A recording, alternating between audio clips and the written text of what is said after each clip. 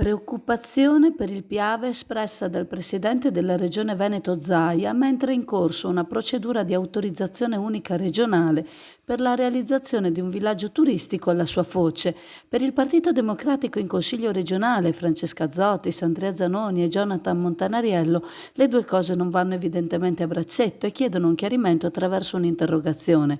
Sembra che lo stesso Zaia abbia affermato palesemente che la maggior preoccupazione in tema difesa idraulica dei fiumi derivi dal Piave, dal quale ci si aspetta un evento di piena eclatante che al momento fortunatamente non si è ancora verificata. Si parla di 100 milioni di metri cubi d'acqua che potrebbero derivare da una piena eccezionale.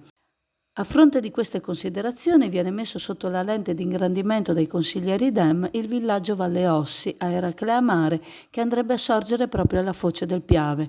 Il consumo di suolo che deriverebbe dalla sua realizzazione potrebbe determinare gravi problemi di subsidenza, di non corretto deflusso delle acque con conseguenti estesi allagamenti ed aumentata risalita del cuneo salino.